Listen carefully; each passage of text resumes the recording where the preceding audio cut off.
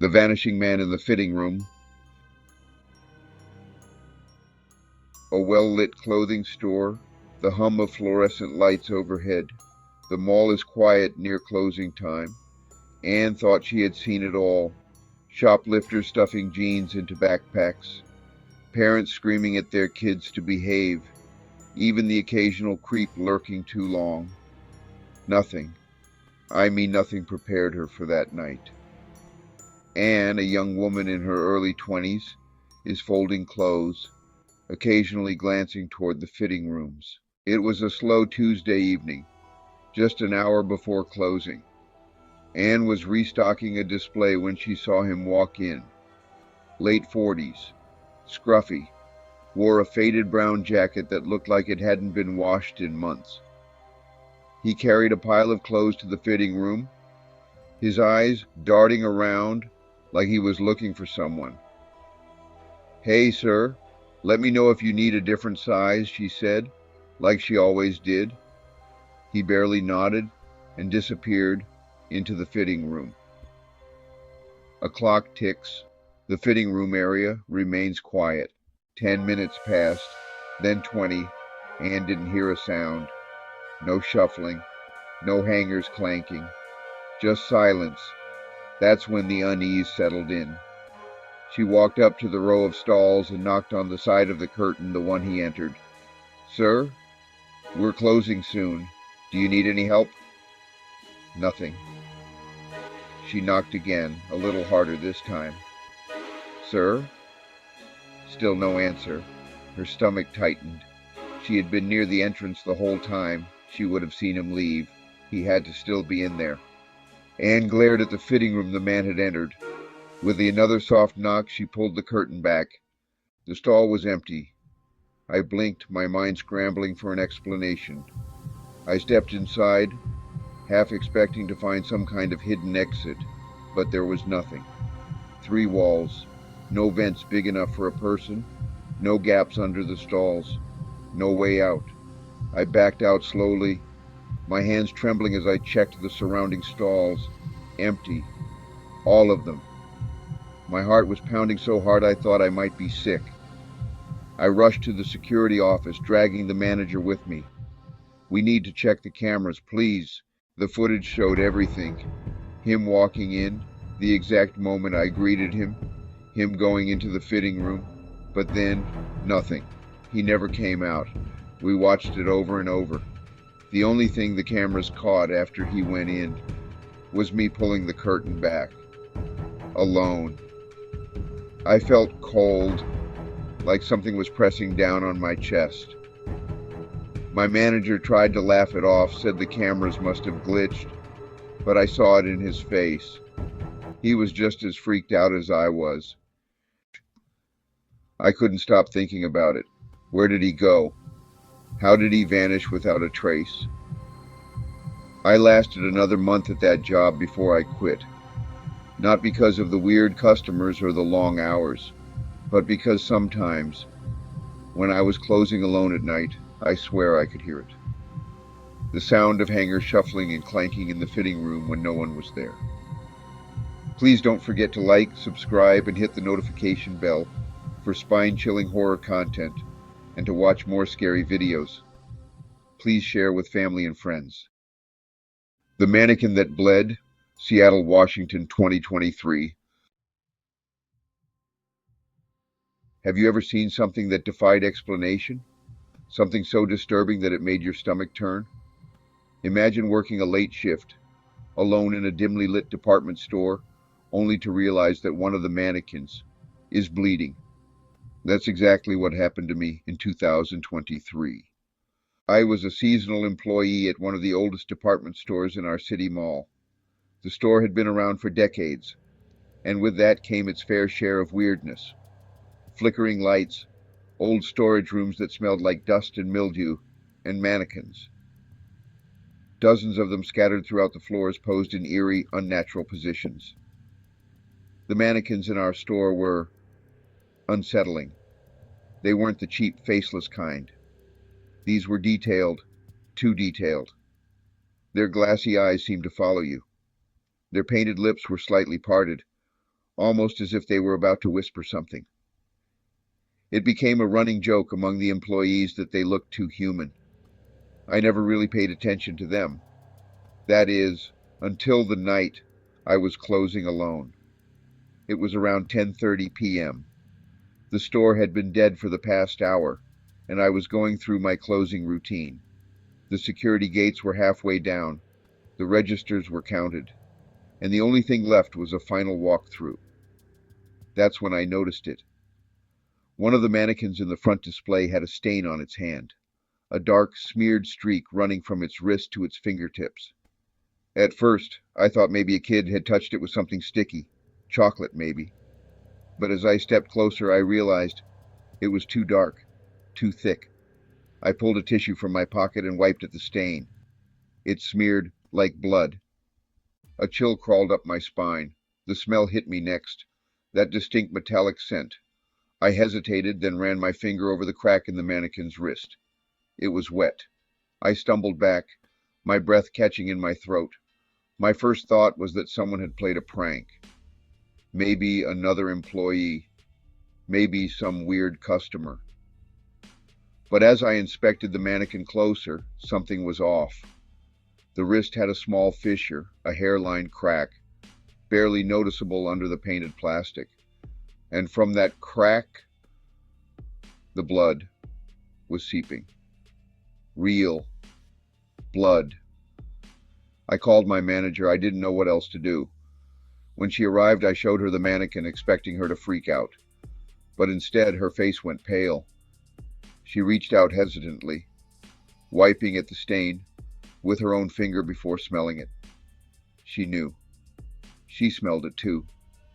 But instead of calling security or reporting it, she whispered, "We're not supposed to talk about it." I stared at her, waiting for an explanation, but she just turned, walked back to the office, and made a single phone call. 20 minutes later, 2 men in suits arrived. They weren't cops. They weren't maintenance. They just took the mannequin. No questions. No forms. Nothing. The next morning when I clocked in, the mannequin was not there. There wasn't even an empty spot where it had been, like it had never existed. No one talked about it. Not the manager, not the employees, nothing. It was like an unspoken rule. Don't ask, don't say a word.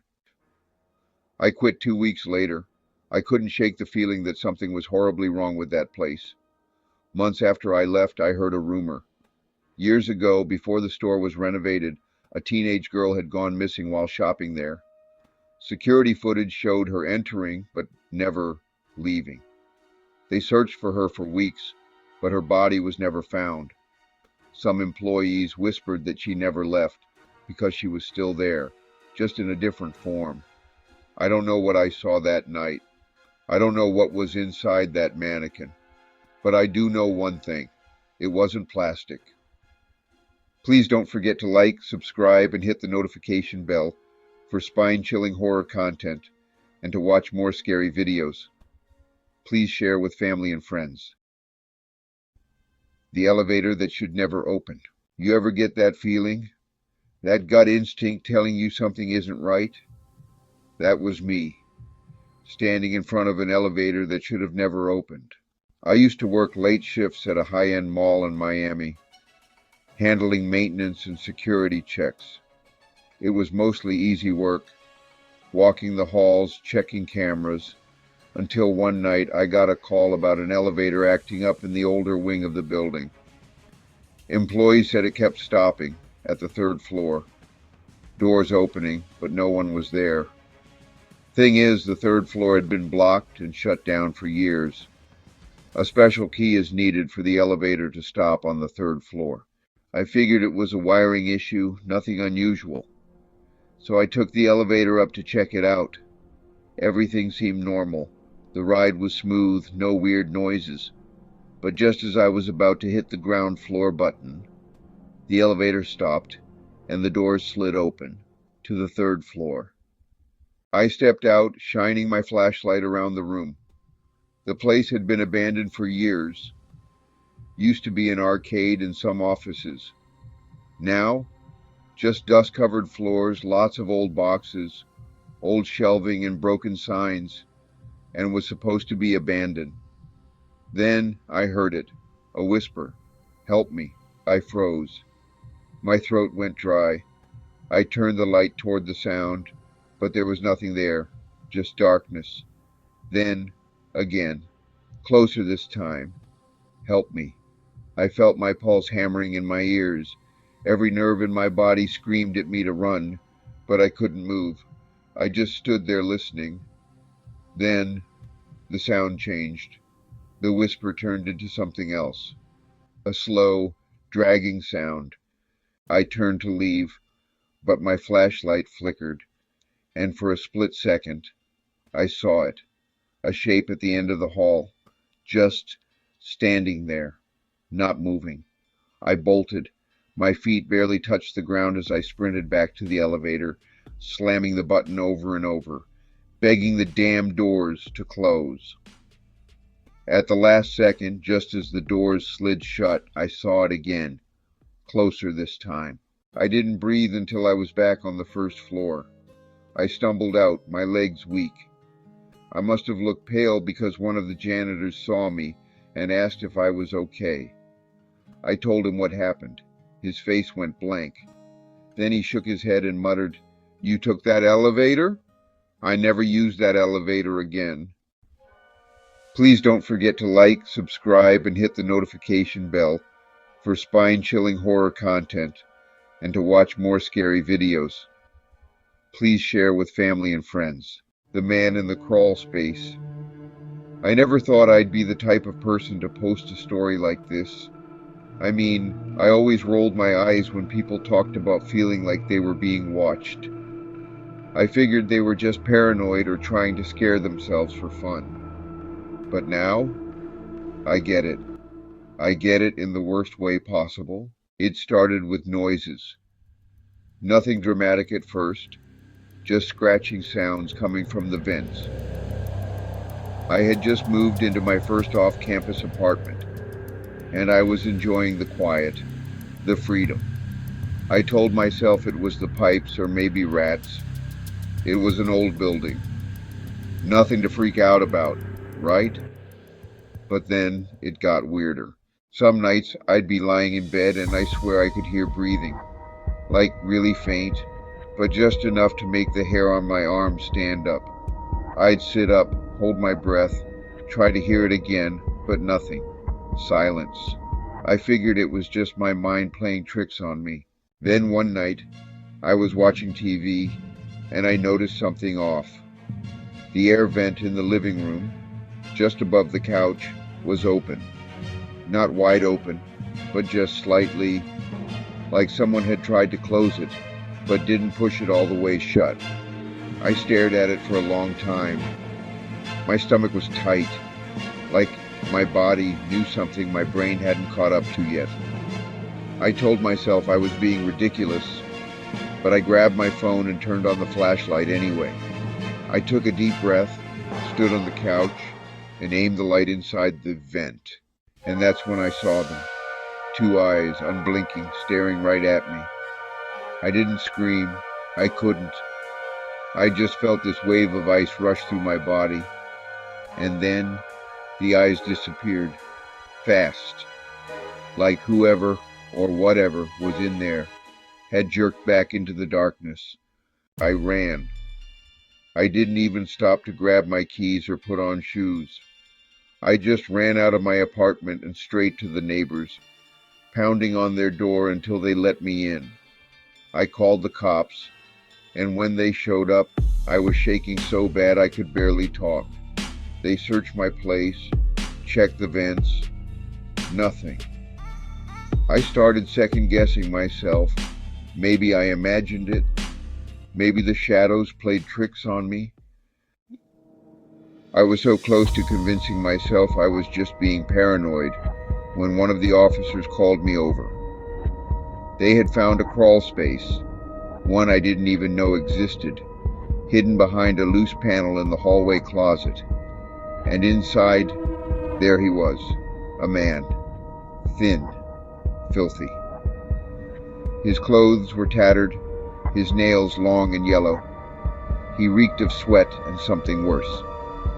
He didn't even look surprised to see the cops, just kind of disappointed, like he knew the game was over.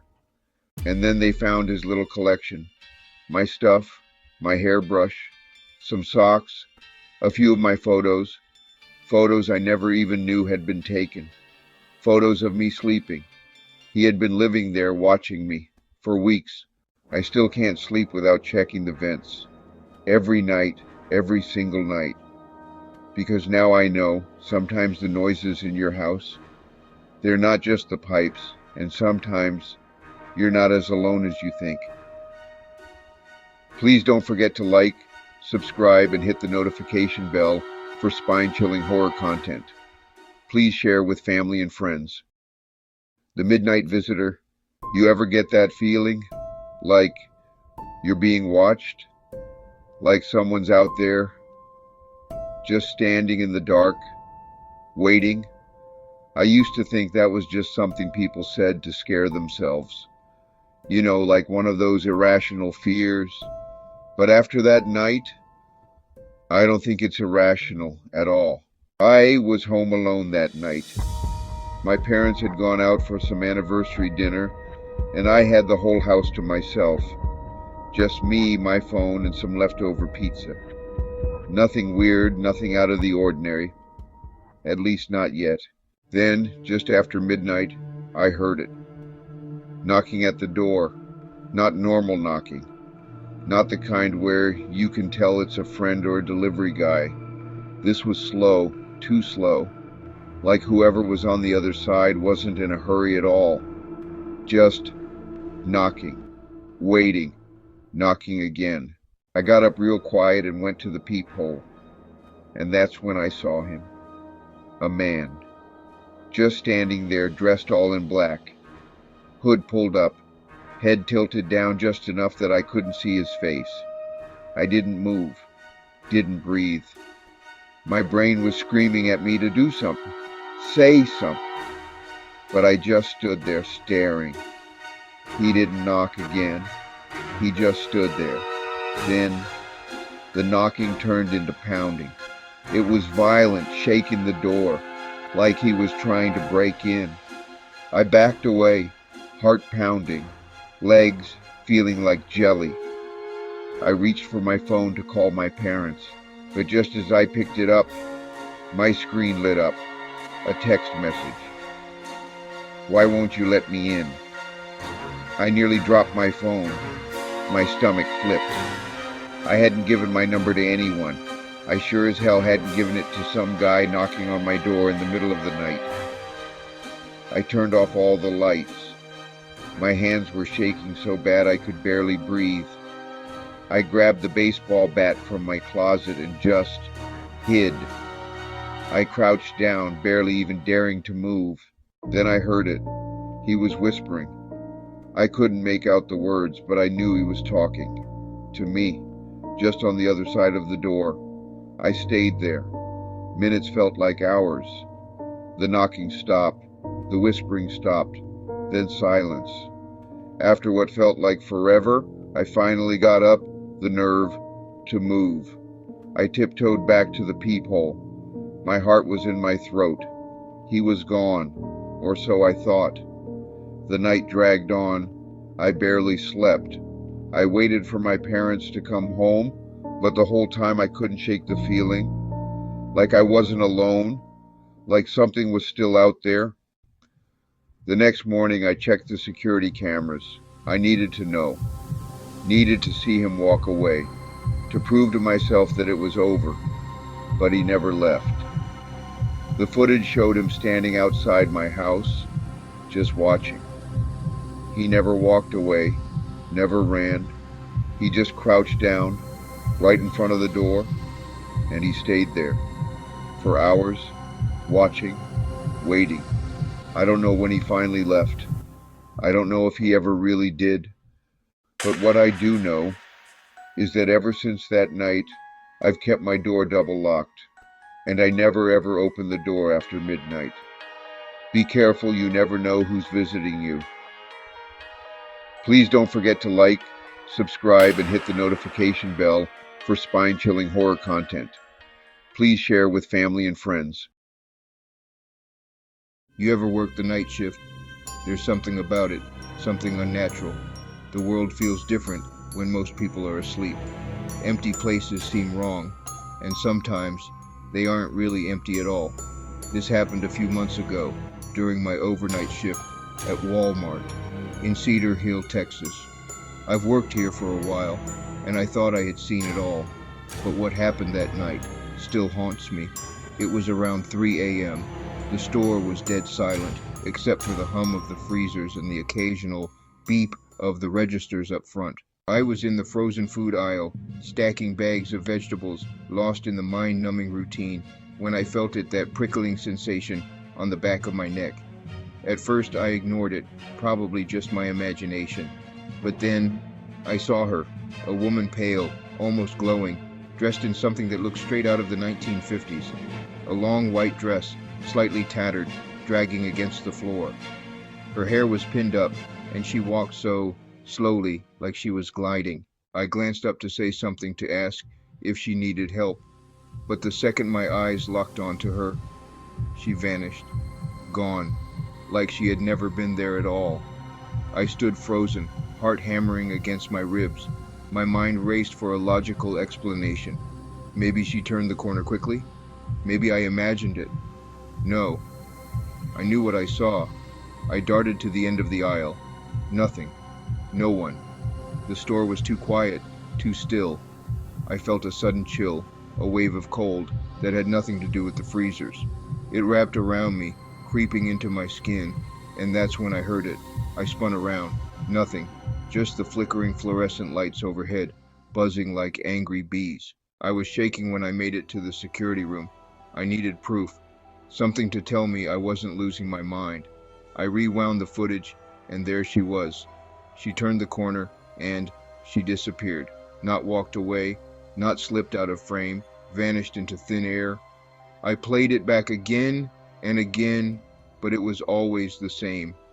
1 second, she was there, moving in that slow, eerie way, and then nothing. I showed the footage to my co-workers the next night, expecting them to laugh, to tell me it was a glitch or a prank, but their faces went pale. One of them, an older guy who had worked here for years, finally spoke up. He told me about a woman, a customer who died of a heart attack years ago, right in that very aisle. No one ever saw her body being taken out. Some say she never really left. Since then, others have seen her, a flicker in the corner of their eye, a soft whisper when no one is there.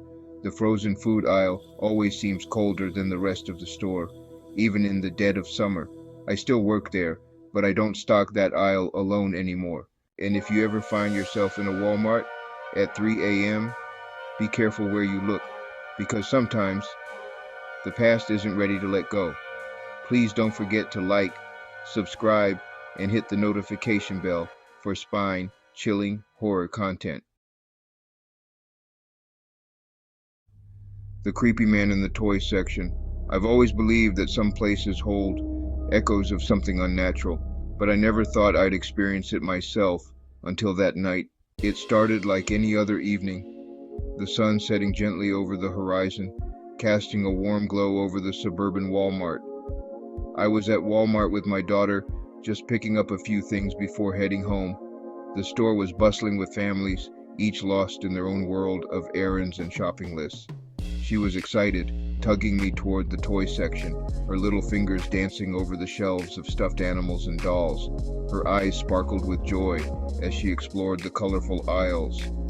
But then she stopped, her gaze fixed on something I couldn't see. It was as if time stood still for a moment. She grabbed my hand tight and whispered, "Mommy, that man is scary." I turned, my stomach twisting with unease. My heart pounded as I scanned the aisle, and there he was, a man, old, frail-looking, but wrong. His presence sent chills down my spine.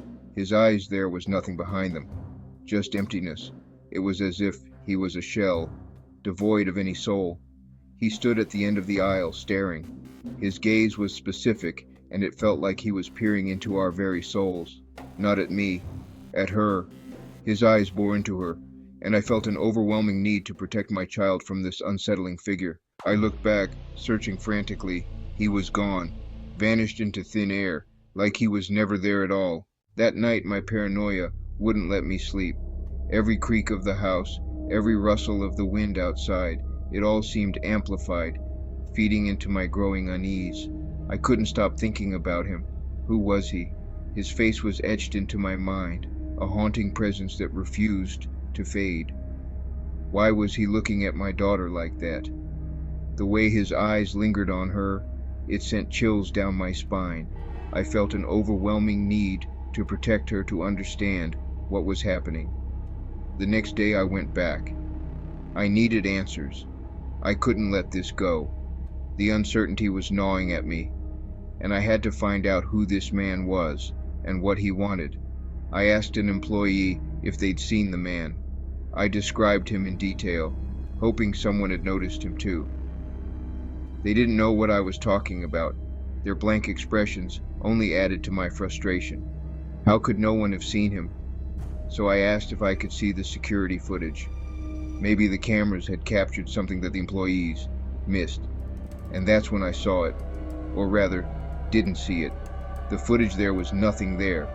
No sign of the man who had haunted my thoughts all night. The footage there was nothing there. Just me and my daughter, reacting to nothing. I felt sick. How could this be? Was my mind playing tricks on me? Just the two of us, reacting to nothing. Was I losing it? The pit in my stomach grew as I watched the empty aisles, the blank spaces where he should have been. I knew what I saw. I wasn't imagining things. My daughter saw him too. Her fear was real, just like mine. We both saw him. She described him to me the same way I remembered. We couldn't both be wrong. But according to that footage, he never existed. It was as if he was a ghost, a figment of our collective imagination. But I knew better. Something was terribly wrong, and I was determined to get to the bottom of it. And then I found out we weren't the first. Other shoppers, even employees, had seen him. A frail, ghostly man lingering in the toy section, watching, and just like before, he was never really there. But my daughter saw him. And kids, they don't lie. Please don't forget to like, subscribe, and hit the notification bell for spine-chilling horror content. You ever experienced something so terrifying that no matter how much time passes, it never leaves you? I have, and I swear I will never forget that night. It was the most horrifying experience of my life. I work as a janitor at a Walmart in Ohio. It's a job that many might overlook, but it's my livelihood. It's not the most exciting job, but it pays the bills. Every paycheck helps me keep the lights on and food on the table. The store closes at midnight, and that's when my real work begins. The aisles are empty, the lights dimmed, and the silence is almost deafening. Cleaning empty aisles, restocking supplies, mindless routine, right? It's a rhythm I've grown accustomed to, a dance with the mop and broom. But that night something happened in the women's restroom that changed everything. I was the only one left in that section of the store. The vast emptiness around me felt more pronounced than usual. I grabbed my mop and stepped into the women's restroom. Just another night, just another task, or so I thought. I started mopping the floors, humming to myself to break the silence. The sound of the mop swishing against the tiles was the only thing keeping me company. That's when I saw it. A stall door opening slowly. I froze. My first thought, someone was still in here. Maybe a customer got locked in after closing. "Hello?" I called out. No answer. I crouched down, peeking under the stalls. Empty. Every single stall empty. I swallowed hard, trying to shake the uneasy feeling crawling up my spine. Just the building settling, I told myself. Air pressure, maybe. Something logical. I went back to mopping. And then, another noise. This time closer. Then the sink turned on. By itself. I spun around, heart pounding. The faucet spewed water like someone had just triggered the sensor, but I was alone. Then the lights flickered, and I felt a cold breeze. Then the crying that still haunts me to this day, a faint, soft sobbing that seemed to echo through the walls. It was coming from the last stall. A cold chill swept over me, making the hairs on the back of my neck stand up. The kind of chill that makes your skin crawl, makes your breath catch in your throat, and your heart pound in your chest. The crying was muffled, like someone trying to stay quiet, but it was unmistakably there, persistent and haunting. I don't know why, but I felt compelled to step toward the stall, as if an invisible force was drawing me in. Each step felt heavier than the last, like something was pushing me back, trying to keep me away. My hand trembled as I reached out my fingers, barely grazing the cold metal door before giving it a gentle push. The door swung open slowly, the sound echoing in the eerie silence. But there was nothing, no one. The stall was completely empty, as if no one had ever been there. Yet the crying, it hadn't stopped. It lingered, filling the air with its sorrowful sound. It was all around me now, coming from everywhere and nowhere, all at once enveloping me in its eerie embrace. I ran. I didn't stop. I just bolted out of there, my heart racing, and didn't look back, afraid of what might follow. The next day, I told one of the other employees about what happened. I expected him to laugh to brush it off. Instead, his face went pale. He looked at me with a seriousness I had never seen before. He told me years ago a woman had died in that restroom. Heart attack, they said, but there was always something off about the story, something that didn't quite add up. Some employees believed otherwise. They swore they had heard the crying too. They whispered about it in the break room, their voices hushed and eyes darting around nervously. They said the lights flickered when no one was inside, that the stall door would slowly open on its own. It was as if the restroom had a life of its own, a presence that couldn't be explained. I don't work night shifts anymore. I made sure that the thought of being alone in the building with that restroom just down the hall was too much to bear.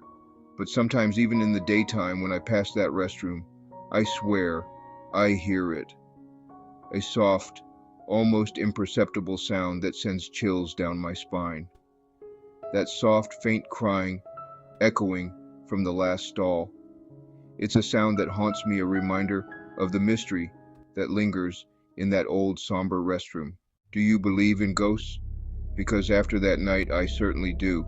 The experience was so chilling, so real, that it left me questioning everything I thought I knew about the supernatural. Please don't forget to like, subscribe, and hit the notification bell for spine-chilling horror content. Please share with family and friends. I bet you didn't know what happened in room 303. It was 1998. I was a traveling salesman, used to long drives and cheap motels. That night, I was exhausted, just needed a place to sleep. The motel I found was one of those places that looked like it had been forgotten by time. The neon sign flickered. The parking lot was almost empty. Inside, a cute desk clerk handed me my key. She looked out of place, but before I turned away, she said something strange. "Stay away from room 303. I laughed. "Why?" She didn't smile back. "Just don't go near it." I chalked it up to small-town superstition. Maybe an inside joke. Either way, I was too tired to care. I made my way down the dimly lit hallway. The air smelled damp, like old wood and mildew. And then, I walked past it, room 303. The air around it felt different, cold. The smell was worse here, something rotten, something decayed. I hurried past and shut myself in my room. But I couldn't shake the feeling. I wasn't alone in that hallway. I got ready for bed, trying to ignore the unease creeping up my spine. But then, knocking, soft, deliberate, coming from the wall. I froze. It was coming from room 303. I held my breath, waiting. Knock, knock, knock, slow, rhythmic. too steady to be random. I grabbed the motel phone and dialed the front desk. "Hey, I think someone's in room 303. Silence. Then the clerk's voice, low, uneasy. "That room is empty." I hung up. My hands were shaking. But then, one last knock. And this time, it was right behind my head. I don't know how, but I managed to fall asleep until 3 a.m. Something woke me. At first I wasn't sure why. Then I heard it. The doorknob. Rattling. Not just once. Someone was twisting it, testing it. I sat up, my heart slamming in my chest. I saw it then. A shadow. At my window. Someone was standing outside my room. My breath caught in my throat. I waited, hoping they'd go away. But the rattling got harder, more frantic. I couldn't take it anymore. I grabbed the lamp from my nightstand, crept to the door, and yanked it open. No one was there. The hallway was empty. But down the hall, room 303's door was open, just a crack. Inside, nothing but darkness. I slammed my door shut and locked it. I didn't sleep the rest of the night. At sunrise, I grabbed my bag and went straight to the front desk. The clerk barely looked at me. She already knew. I asked, "What the hell is in room 303? She sighed. "No one has stayed in that room for years." I felt sick. Then who was knocking? Who was standing outside my door? She hesitated.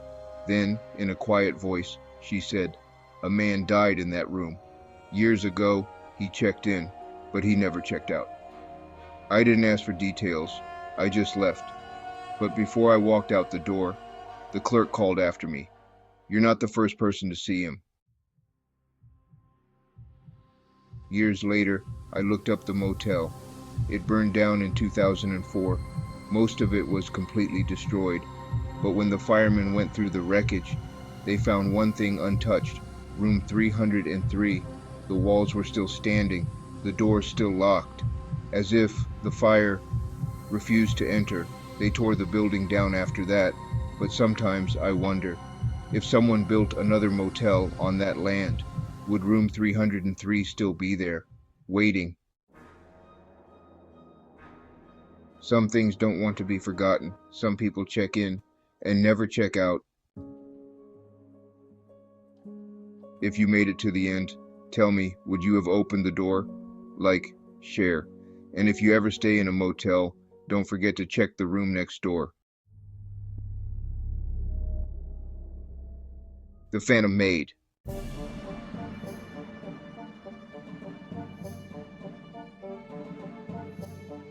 A young couple, Jake and Melissa, were on a road trip when they decided to stop at a small desert motel.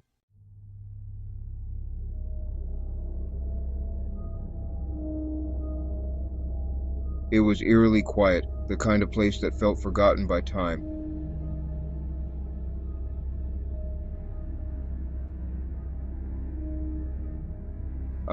They got a room for the night, and as they unpacked, there was a soft knock on the door. The couple exchanged puzzled glances, wondering who it could be at this late hour. The room was dimly lit, casting eerie shadows on the walls. A woman stood outside in an old-fashioned maid's uniform. Her attire seemed out of place, like she had stepped out of a different era. The couple hesitated for a moment, unsure whether to open the door. She didn't speak, just smiled and nodded, before pushing past them and straightening the bed, even though it wasn't messy. Her movements were swift and precise, almost mechanical. The couple watched in stunned silence, feeling a chill in the air. The maid's presence was unsettling, yet they couldn't bring themselves to stop her.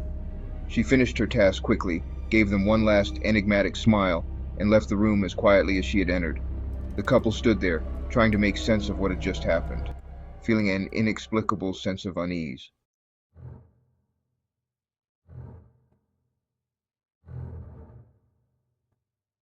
The next day, before Jake or Melissa could say anything, she walked into the bathroom. It was just an ordinary evening, and nothing seemed out of the ordinary.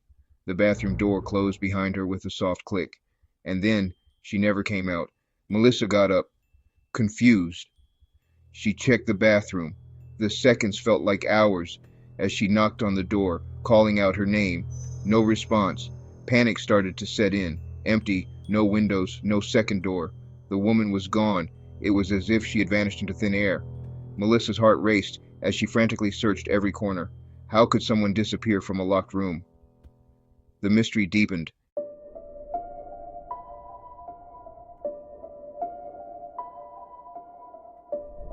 They reported it to the front desk, but the clerk just gave them a blank stare. "We don't have a maid working tonight."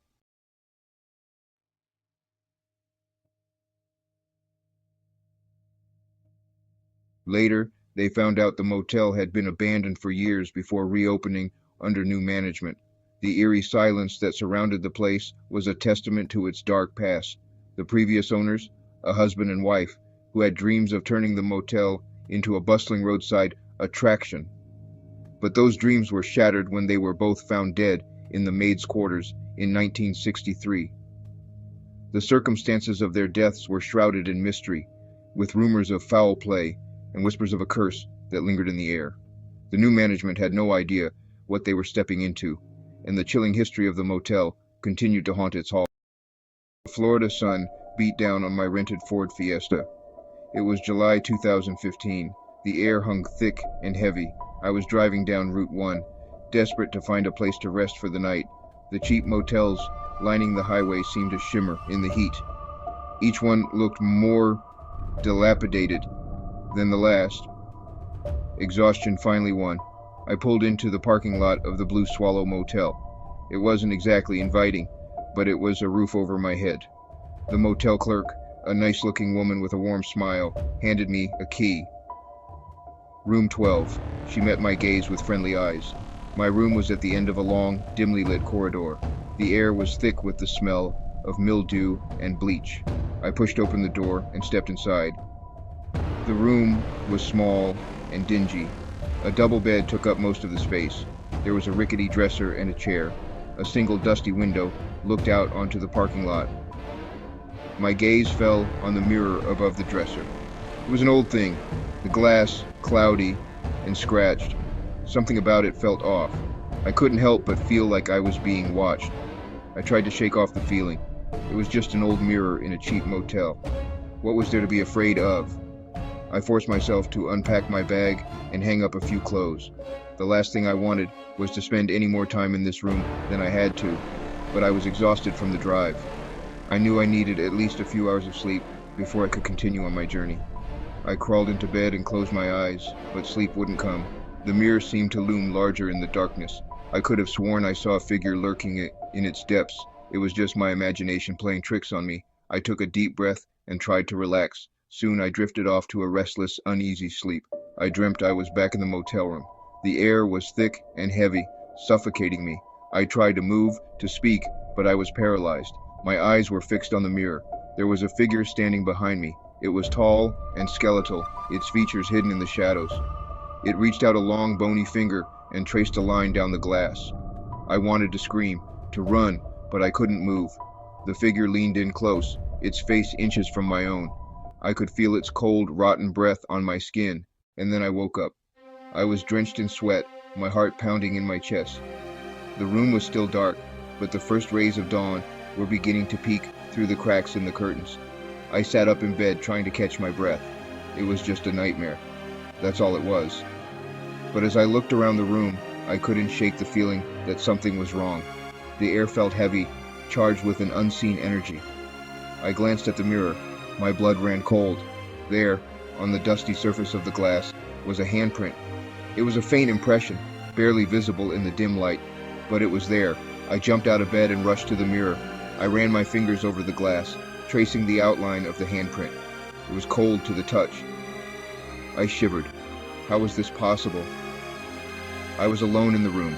I had been alone all night. The windows were locked. The door bolted shut. There was no way anyone could have gotten in.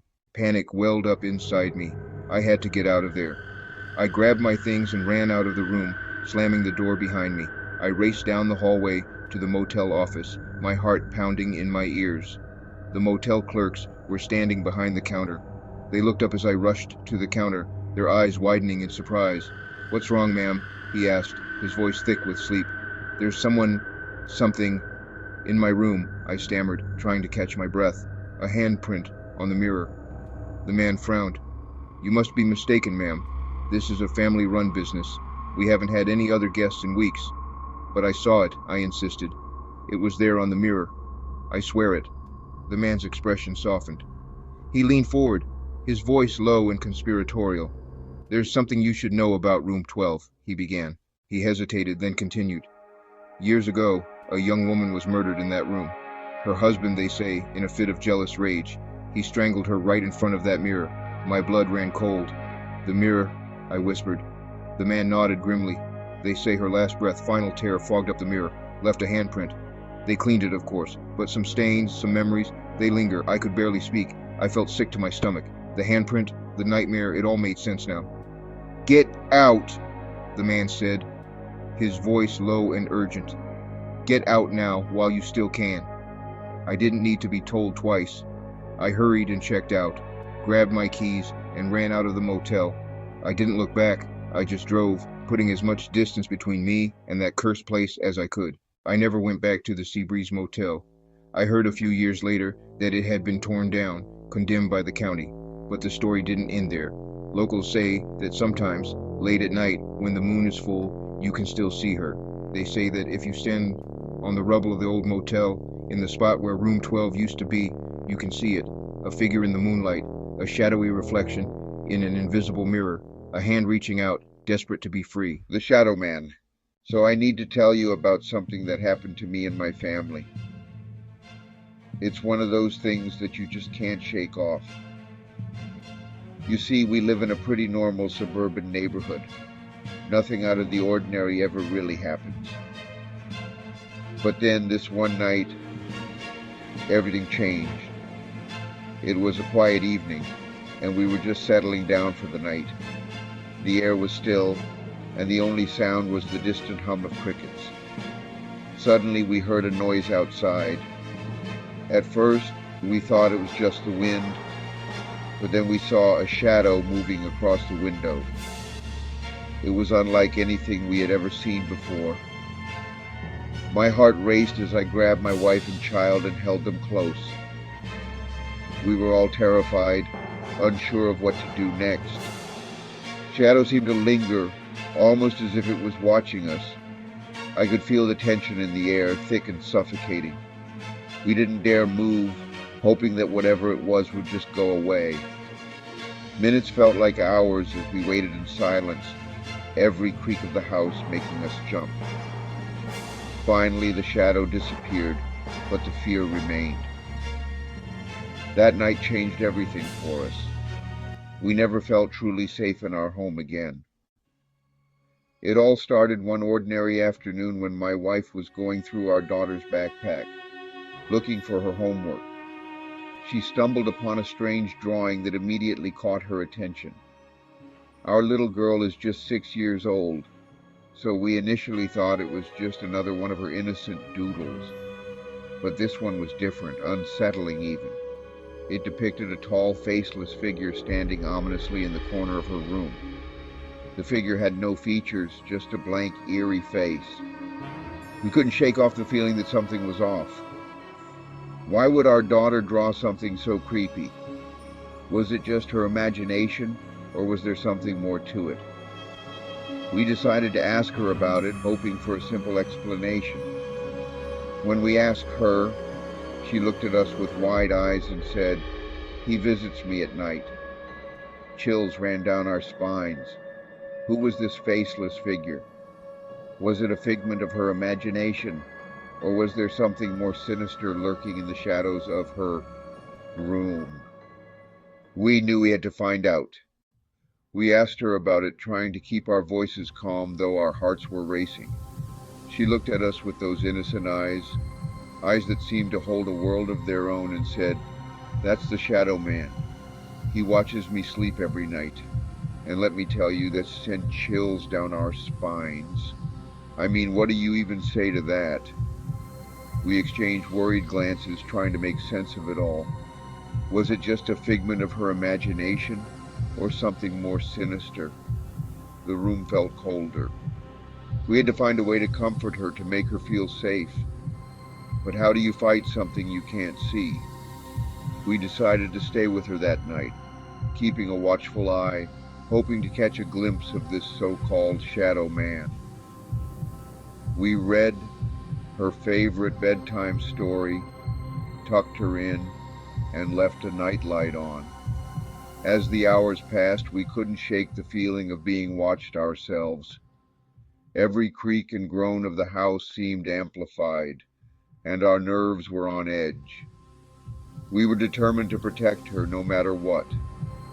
But that night, nothing. He seemed to want her alone. At first, my wife dismissed it as our daughter's overactive imagination. But then our daughter began waking up with deep scratches on her arms. Our home security camera captured something even more terrifying. At 3 a.m., our daughter sat up in bed, speaking in a whisper to someone who wasn't there. That was the last straw. Please don't forget to like, subscribe, and hit the notification bell for spine-chilling horror content. Please share with family and friends. The Forgotten Friend. I thought I'd seen it all. I've been teaching preschool for years. Kids say weird things all the time. But this still keeps me up at night because I can't explain it, and I don't think I ever will. It started with Daniel, a quiet kid, always in his own world. Kept to himself, never caused trouble, never drew attention. The kind of kid you'd barely notice if he wasn't always drawing. Every single day, same thing. A picture of himself and someone else. Always the same. I didn't think much of it at first, just a phase. Lots of kids have imaginary friends, it's normal. But something about Daniel's drawings felt wrong, unsettling even. The other figure, always faceless. No matter how many times I saw it, it never had a face. Just an outline of a child. But the arms, long, unnaturally long, like they were stretching out to reach something. Too long, bony, stretched out like they were reaching for him. It was unsettling to look at. Every single drawing the same thing. The faceless figure always there, always the same. One day I finally asked him, "Who's that, Daniel?" I needed to know. He barely looked up, just shrugged like it was no big deal. "My friend. Okay, sure. That's normal, right?" But I kept watching. I couldn't shake the feeling. And something about the way he drew, it was so precise, so detailed. Like he knew exactly what this friend looked like. Every line, every detail was exact. Like he'd seen them before, like he was drawing from memory. And then one day he did something that made my stomach turn. It was unexpected. He handed me a drawing, smiling, proud of his work. "This is my friend," he said. "He's waiting for me." His words sent chills down my spine. I looked at the picture. Same faceless figure, the same eerie presence. But this time the arms were wrapped around Daniel. It was like the figure was holding him. I felt uneasy, but what could I do? Kids have wild imaginations. Or so I tried to convince myself. So I just smiled and said something like, "That's nice," trying to hide my discomfort. But then I saw something that changed everything. It was a moment that would alter my understanding of the past. I was helping clean out an old storage room at the school, piles of dusty books, broken chairs, and forgotten relics of a bygone era. Forgotten lesson plans from decades ago, remnants of a time long past. And then an old yearbook caught my eye, from before I even worked here, a relic from a different generation. I flipped through it out of curiosity, and then I stopped dead in my tracks. My breath caught in my throat, because there he was, staring back at me, the faceless figure from Daniel's drawings, now with a face. But in this picture, he had a face, a real identity, a real kid. Same height, same build, eerily similar. Something about him felt familiar. I checked the name, my heart pounding. That's when my hands started shaking uncontrollably. The boy in the photo had died tragically, decades ago, right here, in this very school. And I swear to you, I had never seen that picture before in my life. No one had ever talked about this kid. It was as if he had been erased from history. But Daniel, somehow he knew. He had seen him. He had been drawing him over and over as if trying to tell us something. And then the next day, Daniel stopped coming to school. I called his parents. They sounded confused. Said they'd dropped him off that morning, same as always. But he never walked into class. He never showed up anywhere. They checked security footage, called the police. Nothing. Daniel was just gone. And the last thing I ever heard about him, his mom found one final drawing in his room. It was Daniel holding hands with his friend. Some friends should stay forgotten. Please don't forget to like, subscribe, and hit the notification bell for spine-chilling horror content. Please share with family and friends. Mommy's new friend. You ever have a moment where something just doesn't feel right? Like your brain hasn't caught up yet, but deep down you know something's off? That's exactly what happened to me. I'm a single mom. Just me and my 5-year-old son, Josiah. We live in a quiet neighborhood.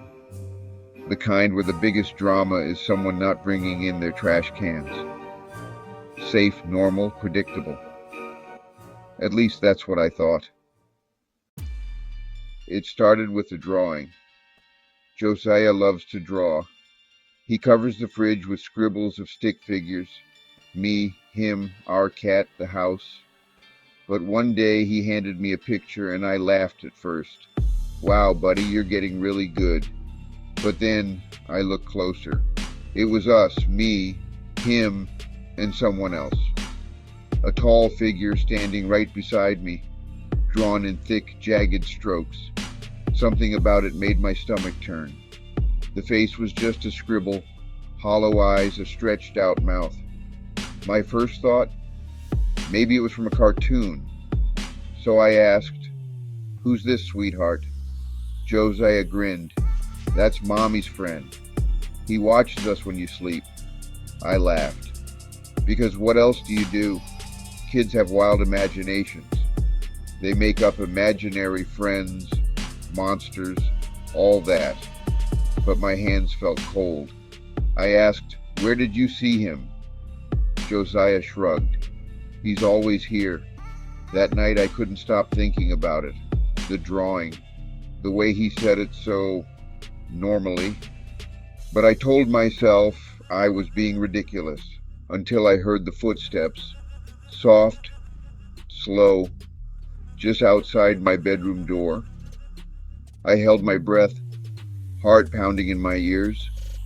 My brain scrambled for a logical explanation. Josiah? No, he was asleep. I could hear his soft breathing from his room. The hallway floor creaked again.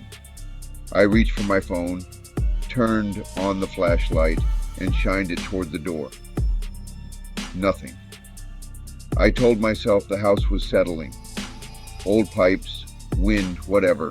I needed to get some sleep. But before I turned off the light, I glanced at his drawing again, and that sick feeling crept back up my throat. The next day I asked him about it again.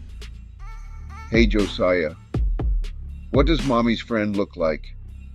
He thought for a second, then whispered, "He doesn't have a face, but he smiles at you." I didn't know what to say. My body went ice cold. That night I locked every door, checked every window twice. I even left a light on in the hallway. But at 2:40 a.m., I woke up. Something felt wrong. I listened. Silence. Then breathing. Not mine. Not Josiah. Right outside my bedroom door. I wanted to move. I wanted to grab my son, run, scream, anything. But I couldn't. I was frozen. Then the handle on my bedroom door turned. A slow, deliberate twist. I sat up, heart slamming against my ribs, whispering to myself, "No, no, no, no." And then it stopped. Silence. Nothing. I didn't sleep after that. I sat up until the sun rose, clutching a kitchen knife. ears straining for any sound. When Josiah woke up, he looked at me and tilted his head. "You look tired, Mommy." I swallowed. "Yeah, honey, I am." He climbed onto my lap and yawned. Then, with complete innocence, he whispered, "It's okay, Mommy. Your friend left. He said he'll come back when you're alone again." Please don't forget to like, subscribe, and hit the notification bell for spine-chilling horror content. Please share with family and friends. The shift that never ended. You ever look back at something and wonder how you didn't see the warning signs sooner? That gut feeling you ignored, the little things that didn't add up until it was too late? Yeah, that's my story. And trust me, I wish I had listened to my instincts. I used to work at this small office, boring job, nothing exciting. The kind of place where people decorate their desks with family pictures and eat the same sandwich every day. Safe, predictable. That's what I thought, at least. Then there was Brian. At first, he was just a nice guy at work. Always helpful, always around. He'd bring me coffee, remember stupid little things I said, laugh at my jokes, even the bad ones. It was kind of sweet, kind of flattering. So when he asked me out, I said yes. And for a while, it was good. Real good. But then, things got weird. Brian always seemed to know where I was, even when I hadn't told him. I'd casually mention wanting to try a new restaurant, and the next day he'd ask me how my dinner was. I'd stop for gas on my way home, and later he'd ask why I was out so late. I laughed it off, joked that he had psychic powers, but deep down, it made my skin crawl.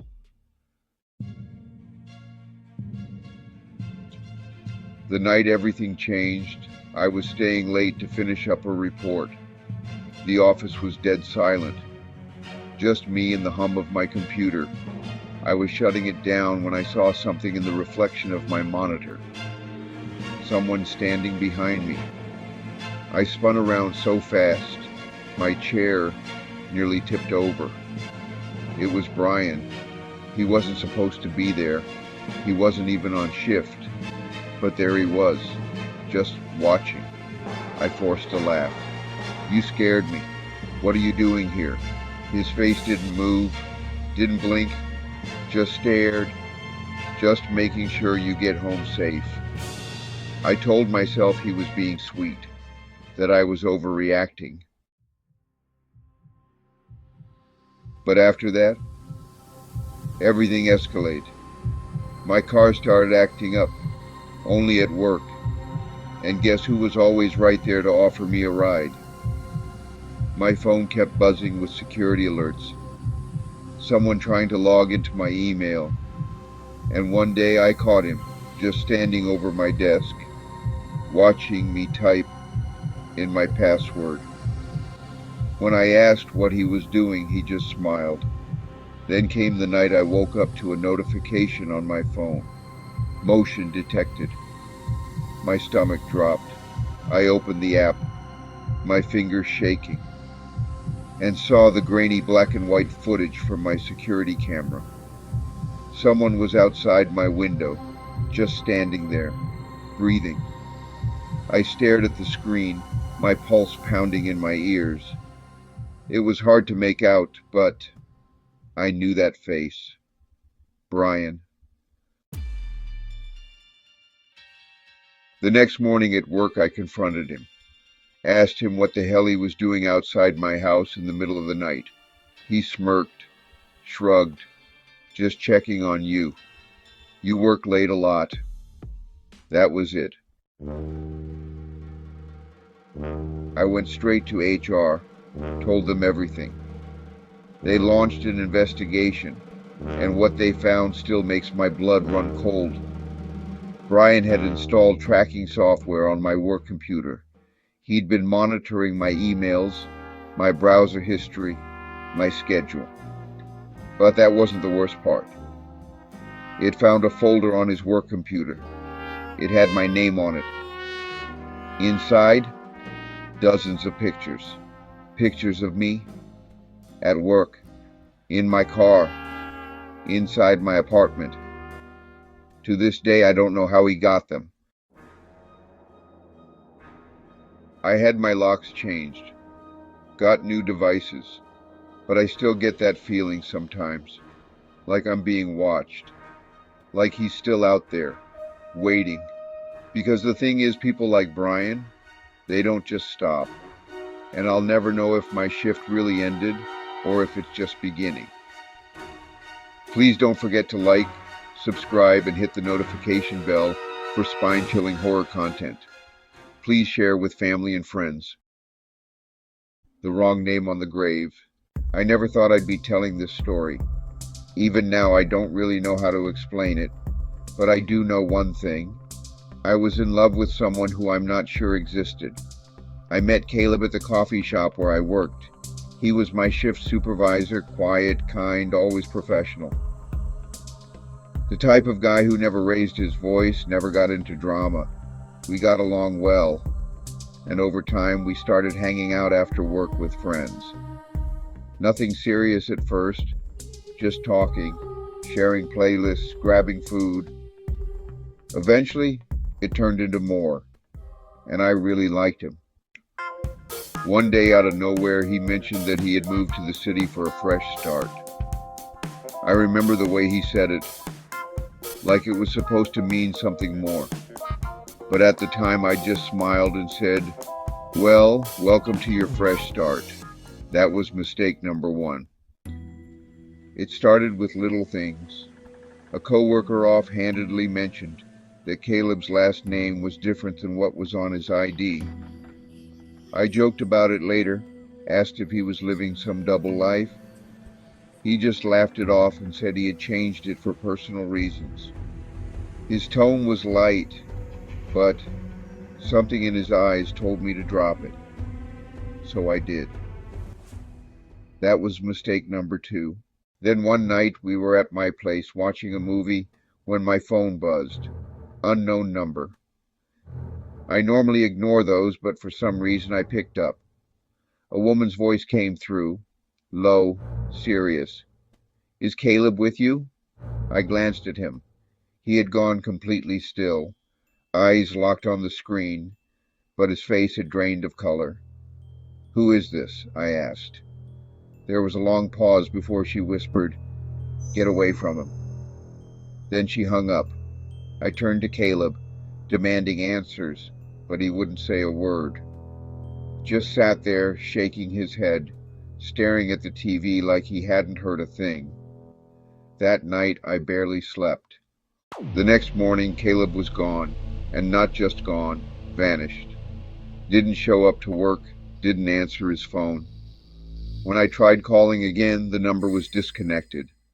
That's when I started digging. I took an old photo of Caleb from his Facebook and ran a reverse image search. My stomach dropped when I saw the results. A small-town news article, a missing person case. The missing person, Caleb, but the article was from 10 years ago.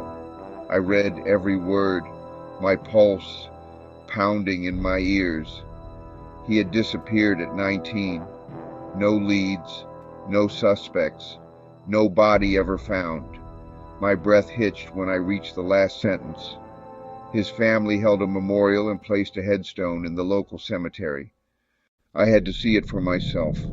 I drove 3 hours to that town, heart hammering the entire way.